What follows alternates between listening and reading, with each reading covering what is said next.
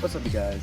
Today I just wanted to make a simple video reviewing my custom Batman Beyond cape.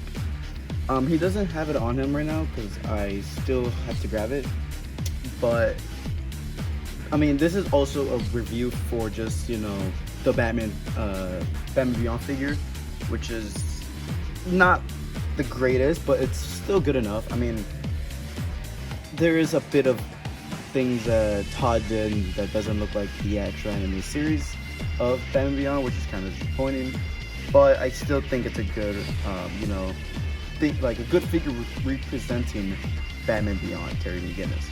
And I will be comparing this Batman with Batman cape with some other Batman capes that I've done in the past. And, well, first let's take a look at the figure. You killed my father. Do you have the slightest idea how little that narrows it down?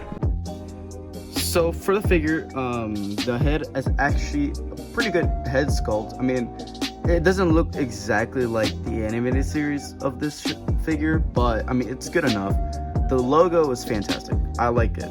I like that sculpted on there and not just painted, which I kind of wish this Spidey back here kind of had. But anyways, this is still a good figure, but this is inaccurate, I think. I'm pretty sure. The red belt, I don't think it's supposed to be red. The gloves are a bit different too.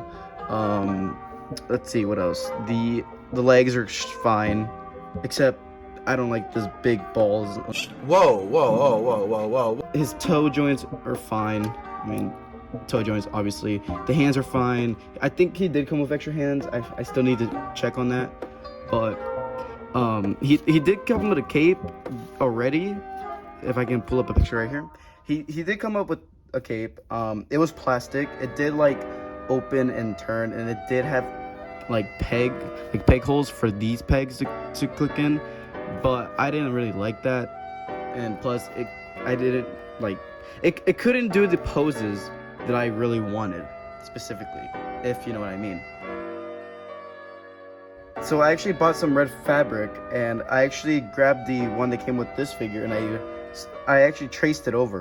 So when I traced it, I actually of course pinned a bendy wire in it. I put like a bendy wire and I sewed it in because, you know, bendy wires are actually magnetic. So what I did was, on this figure, I glued a magnet. I know that looks terrible. I know it looks bad, but for the time being, I think it looked good. And besides, I like keeping the cape on him at times too. I mean, he looks great like this, and plus you're not going to be looking at the back of the figure. You're not going to be looking at it as much. So having this right here is really cool. And this is the cape. So the cape, if it can actually back him up a little bit. So this is the cape. It's actually, I know some people would think it's not the best looking, but this is the inside. The back side is actually better. Yeah, see, this is the back side. The only thing that's messy right here is right here, but that's because of the glue. The cape, this is the first prototype, so I'm still working on it, trying to figure out a way to make it bigger and not that much light, like not trying to make it light. Right here I put 2 extra bendy wires right here so I can have more strength to it. It is bendy wired, I mean it is posable, so I can pose it around and stuff. But before we start, you know, putting the cape on him and stuff, I want to show you the accessories that came with him. I'm sick of them all. How about a ride?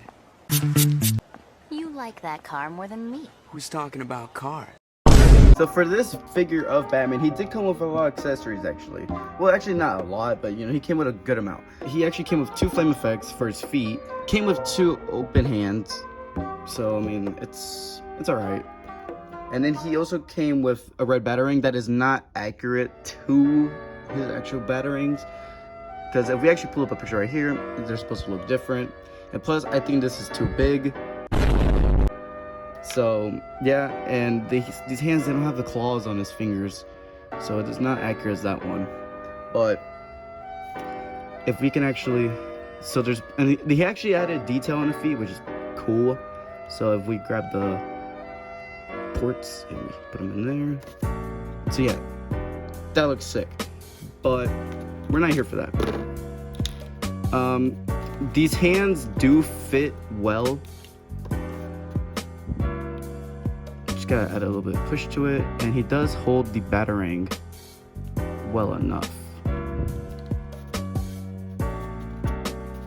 So yeah, he does hold it well enough. It's not the best hold, but it is not the best batarang. It is what it is, honestly. I did take off these damn rings on his shoulders because that's just a waste of plastic. I don't like those with McFarlane's, like I don't. And plus, I can actually get a butterfly joint out of that, and I can actually move up the arms more.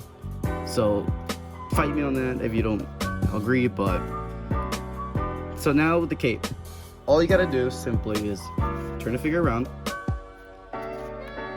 and then grab this, and all you gotta go boop, bam, and you got the cape.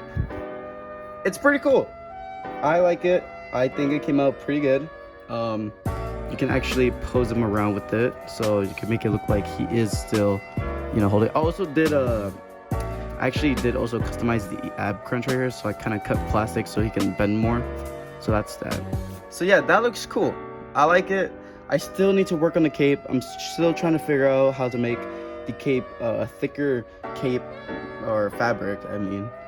And I'm still trying to figure out a way to add a metal on the, or a magnet in the cape so it doesn't look ugly. And I'm still trying to figure out how to cut out these seams and stuff. But for now, this is a good cape. He is still posable, of course. Why wouldn't he? And you can close the cape down, so just like the one he came with the McFarlane plastic version, all you gotta do is hold it right here, push it in, attach it, and bam. You got Batman Beyond with a cape, technically. Like a cape, a tiny cape. Which looks cool, but I'm not keeping him with that because that doesn't fit him.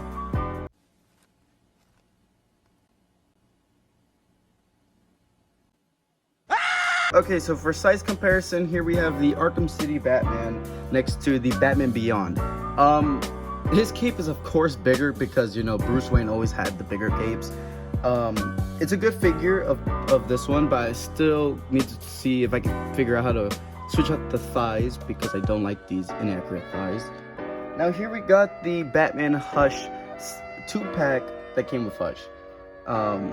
It's a good Batman, although I still had to do a lot with this guy. I had to customize the ab crunch, I had to paint the arms right because, you know, it came with the black plastic on there. I did have to make a wired cape because I didn't like it before. So that's that. But overall, I think this is a good Batman figure. And up next, here we got the Ben Affleck Justice League Batman. This is my dad's second favorite Batman. He bought this one for himself, and I actually told him if I can customize it, and he agreed. And for me to actually show it to y'all audience. If you guys want to see a review on this guy and how I did this for you guys to do it yourself, please comment down below. But this figure is fantastic. I like, well, not fantastic. I mean, we still got this ugly thing right there, and there's a lot of detail missing. But it's a great Ben Affleck figure. The cape is still not bendy wired, but it does make the shape of the bat wings. So that's that. Oh, sorry about the camera.